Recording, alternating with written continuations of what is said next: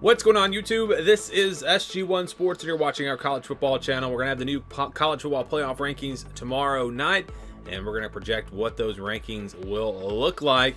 Now that we've had a week to see what this committee is going to do, I think it's a little bit easier to make. I think it's a lot easier to make these projections.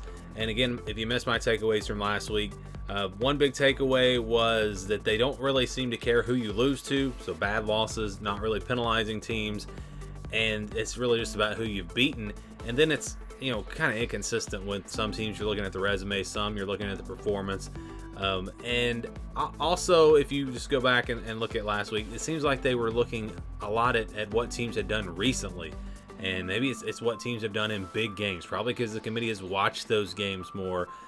You could definitely see the human element there as well. But let's get into it here, starting with 21 through 25. And look, 24 and 25, I have no idea who it's going to be. I went with Iowa and North Carolina because these two teams only have 2 losses, and it seemed like last week they pretty much just lined up the 1-loss teams, then the 2-loss teams. And so, I don't see these teams being ranked higher than this. But if you're not going to penalize teams or bad losses, look, North Carolina, they lost to Virginia and Georgia Tech. Those are bad losses, but they've only got 2 losses. They have one over Miami and one over Minnesota, not great wins. Iowa has wins over Wisconsin and Iowa State, but they've got a better loss. They've got the loss to Penn State. But then if you compare Minnesota, they lost to Minnesota. North Carolina beat Minnesota. So, I don't know what they'll do here, but I think these probably are the final 2 teams. You look at Liberty, and they just don't have any wins. You've got UCLA, West Virginia, Kansas State, some other 3-loss teams that really just have no wins. And so I don't know if anyone deserves to be ranked here, but I'm going to go with Iowa and North Carolina for those final 2 spots. And then just ahead of them, we got Arizona. I think Arizona definitely will be ranked after another big win for them. I think USC stays in here, though, because if you look at USC, they've got the win over Arizona. And look, when you get to these teams at the bottom, none of them have great resumes. So a win over Arizona is pretty good for USC compared to these other teams. And they've got that head-to-head. And you also look at USC, they've lost to good teams. Notre Dame, Utah, and Washington. They haven't lost any bad teams. Arizona lost to Mississippi State. But they've got the big win over Oregon State, so that's going to help them. Also a win over a 4-loss UCLA, so that's going to help them out as well. Or 3-loss UCLA. But still, I think that the advantage here goes to USC because of the head-to-head. I think USC will still be ranked. I think they dropped out of the AP poll, and I think they're going to be in the playoff rankings. And then you see Tulane there with just the 1 loss. I think they move up a little bit. No reason to expect a big jump from them after a win over, I think, East Carolina. So let's move ahead now to 16 through 20. We've got Notre Dame at number 20, 7-3. Tough loss to Clemson. I don't know what the committee's going to do. I don't think they penalize them a ton because, again, they don't seem to care who you lose to. And Clemson, I know they have 4 losses, but that's not a horrible team. I think anyone would say that. LSU drops after the loss to Alabama. I don't think they drop a ton, but I think it's enough that Oklahoma State, Kansas, and Oklahoma are able to jump ahead of them.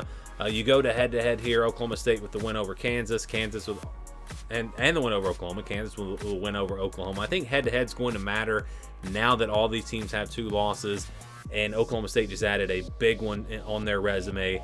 So I think they do jump ahead here, and we see them in this order. And then we go ahead to 11 through 15. This is probably where Missouri winds up. Lost to Georgia on the road. I don't think they're going to drop much. I could even see Missouri dropping less than this and being ahead of Tennessee or even Utah. I think they've got a better resume than Utah. But I think the committee drops them a little bit here to 15. I don't know exactly what order it will be, but I feel very, very confident that 12 through 15 will be. I feel like it'll be Oregon State, Tennessee, Utah, and where does Missouri fall? I think they're at 12, 13, 14, or 15, somewhere in that range. I think Louisville definitely at number 11, the lowest ranked 1-loss team, at least Power 5 teams that is, and no reason to expect them to jump ahead of anyone. But yeah, I think very confident. Louisville at 11 is one of my most confident projections here. And then I still think Oregon State, Tennessee, and Utah stay in the same order they were in last week.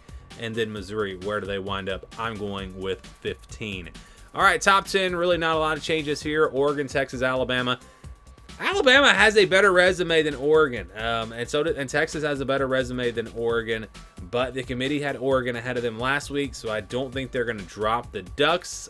even with Alabama and Texas getting big wins this weekend.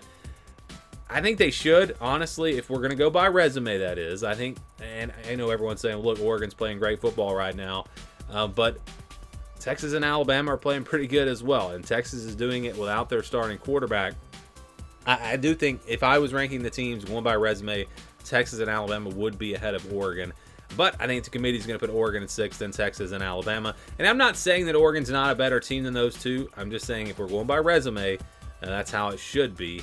But anyways, you got Ole Miss at 9, Penn State at 10. Both teams move up after big wins. Or I guess it should say pretty good wins this weekend. And so I feel very confident in 6 through 10. Really, the top 10 I think is very easy to project.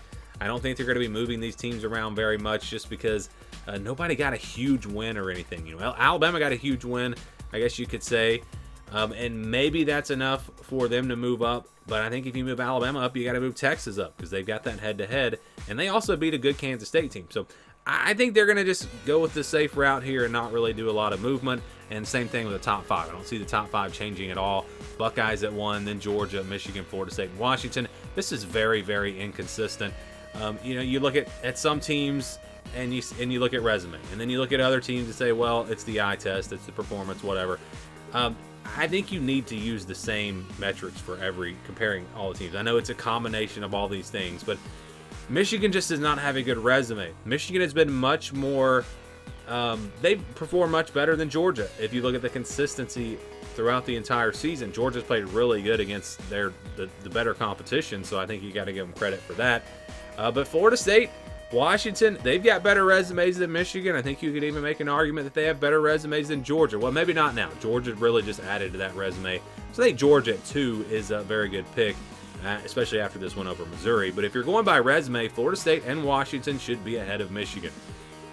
You know, that resume is the difference between Ohio State and Georgia. I think Georgia's a better team than Ohio State, but they're saying, well, look, they've got the better resume. Well, why can't you do that with the other teams? It doesn't make any sense to me, but I think this is what they're going to do. I think they're going to leave the top 5 the exact same. Washington did get a better win than Florida State, so perhaps we could see Washington jump ahead of Florida State. Maybe those teams flip. Florida State didn't really beat a good team at all, so things like that maybe they're looking at, but I think they probably just wait another week because you've got some really big games coming up this weekend, and that may solve some of these really close rankings where teams are really, really close and they're trying to decide. This next weekend, I'm telling you, is going to determine a lot. Michigan, Penn State, obviously going to be a big game. And there are a bunch of big games throughout all of college football. Some big games in the Pac-12 the rest of the season. Every week in the Pac-12 is loaded the rest of the season. So this will sort itself out. Right now, if you've got these teams and they all went out, Ohio State and Michigan play each other, it's going to be very easy for the committee to pick the final 4 teams. But I don't think it's going to go that way. I think it'll be a little bit tougher on them. I'll give you my playoff predictions coming up later this week. Give me your projections. What do you think the rankings are going to look like tomorrow night? Let me know down in the comments below.